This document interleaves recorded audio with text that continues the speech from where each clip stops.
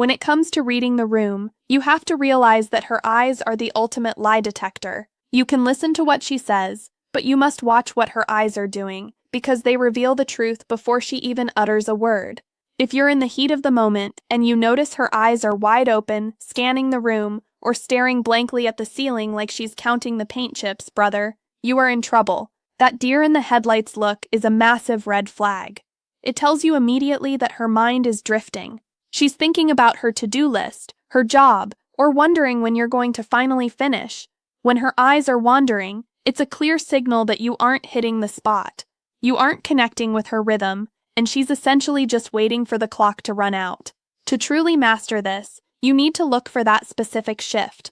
The moment her gaze begins to change from being present to being possessed by the sensation. When you start hitting that sweet spot and doing exactly what she wants, her eyelids will naturally start to get heavy. We call these bedroom eyes, but it's deeper than just a look. It's a physical reaction to pleasure that she cannot fake. You'll see them start to dim and flutter, closing halfway as if she's trying to block out the rest of the world, just to focus on the fire you're lighting inside her. This dim eye isn't a sign of tiredness, it's the physical evidence that you are scattering her brain and overwhelming her senses. As you keep that momentum going, pay close attention to the focus in her pupils. When a woman is genuinely feeling you, she won't be looking through you. She'll be looking into you, even if her eyes are barely open. It's a look of total surrender. It shows that she's no longer just enduring the act, but she is actively lost in the sensation you're providing. This is your green light to keep doing exactly what you're doing. You've successfully moved her from a state of being conscious and distracted to a state of pure, raw feeling. The beauty of reading her eyes is that it gives you real-time feedback without a single word being spoken. If you see those eyes snap back open or start looking around again, it means you've lost the rhythm and you need to adjust your angle or your pace immediately.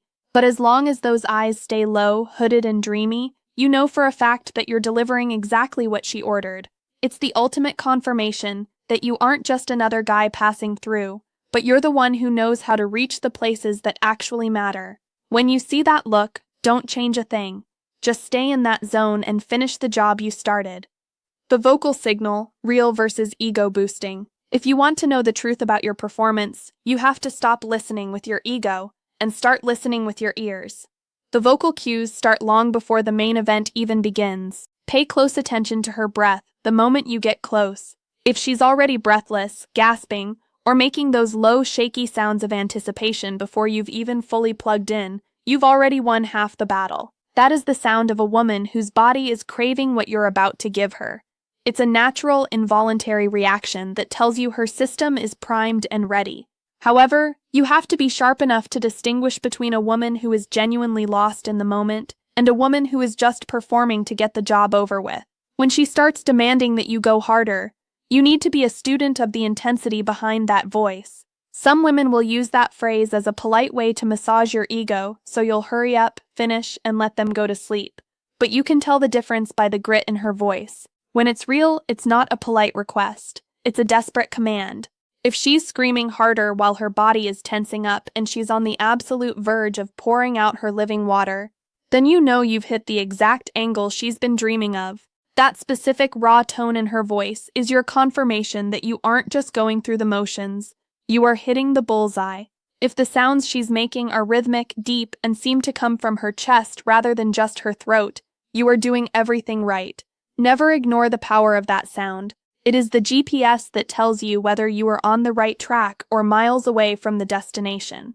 The body language proactive movement. One of the biggest lies men tell themselves is that a quiet, still woman is a satisfied one.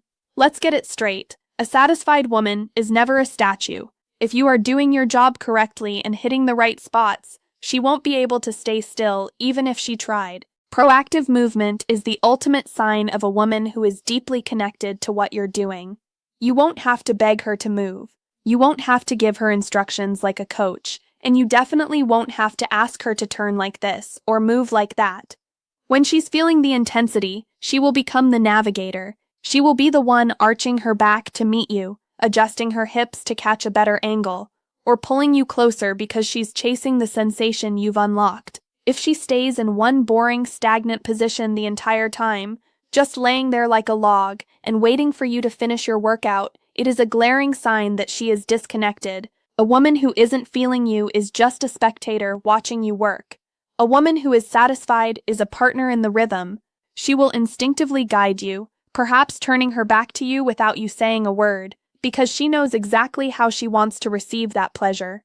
This proactive shift in her body language proves she isn't just enduring the act, she is actively pursuing it. When she starts taking the lead and moving with a hunger that matches yours, you don't need to ask if she's satisfied. Her body is already screaming the answer. That flow, that constant adjustment to keep the pleasure peaked, is the only evidence you need to know you've truly mastered the moment.